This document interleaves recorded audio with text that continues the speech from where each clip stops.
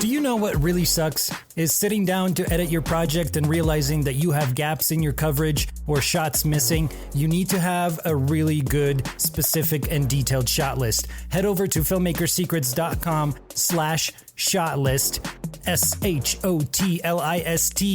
to get a killer shot list template along with some training where I show you step by step exactly how to use it. So the real question is, how do you go from amateur videographer to professional filmmaker? What's happening, filmmakers? It's George VK. Welcome to Filmmaker Secrets. Filmmakers have the power to evoke emotion, inspire thought, and drive universal change in this world. Right now, a real seismic shift is happening in the film industry. This is your best chance to join a new filmmaking movement. You have been called to create an everlasting impact with your unmatched, deep desire to tell authentic stories. So how does a filmmaker thrive in an environment that is almost intentionally designed to bring you down? That is the question, and this podcast reveals the answer. Today, I wanted to talk about the 3 biggest mistakes that filmmakers tend to make that is stopping them from breaking through that ceiling and getting more quality type of clients, but also more high-paying clients. So number 1 is you got to make sure that your portfolio is consistent. So in the beginning, you'll obviously be doing a lot of different kinds of work. Maybe you'll shoot a wedding. Maybe you'll do a short film. Maybe you'll do a film race here. Maybe you'll do a little sports video there. So it's gonna be a lot of exploring, a lot of different types of videos that you make in the beginning. But as you find your way, you got to start to niche down, however you like to pronounce it. That's really the best way to start narrowing our quality and the type of work that we do so that we start attracting the right kinds of clients, the kinds of clients that will go to our website, watch our portfolio pieces, maybe watch a few seconds of our reel, and they'll be able to tell whether your work is consistent with the type of work that they're looking for, and that the quality is consistent so that they know you can deliver the same kind of product over and over again, and they will feel that much more secure about hiring you for their next project. Number 2, biggest mistake that I see filmmakers make is they focus too much on the gear, all the different filmmaking toys that you can have, right? And that kind of stuff is exciting. Believe me, I love filmmaking toys just as much as the next filmmaker. But you have to put story first.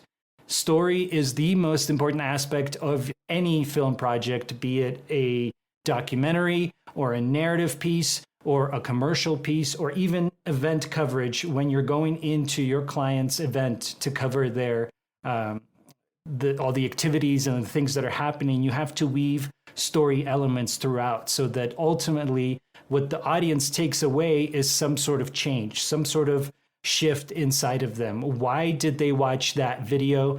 There has got to be the payoff from the setup of the video so that when the audience watches it, they truly come away with some sort of shift internally or externally. You got to have an impact within your story, within your film. So don't focus on the gear, because you can create amazing stories with just your iPhone or whatever type of low-cost DSLR that you do have access to. Remember, it's not about the resources that you do or don't have. It's about how resourceful you can be with the tools that you do have.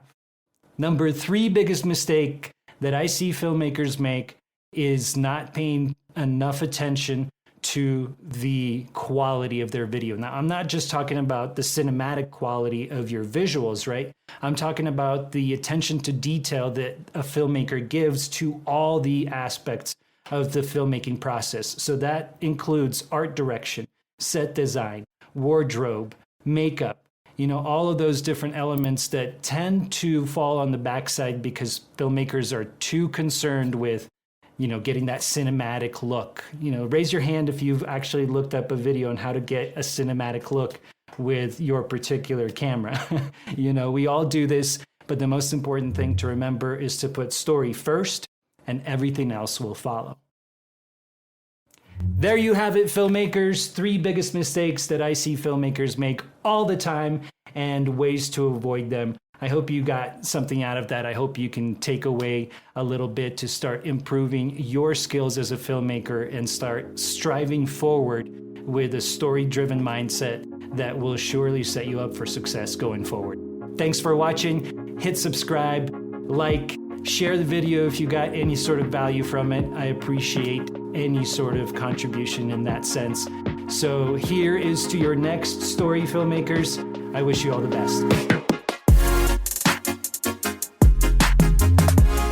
If you like that, then you are going to love my Cine Racing Challenge. This is a 7-day filmmaking competition where your mission, should you choose to accept it, is to write, shoot, and edit a short 60-second film in just 7 days for your one chance to win with over $10,000 in prizes. So head over to cineracing.com. That's cineracing.com to get registered.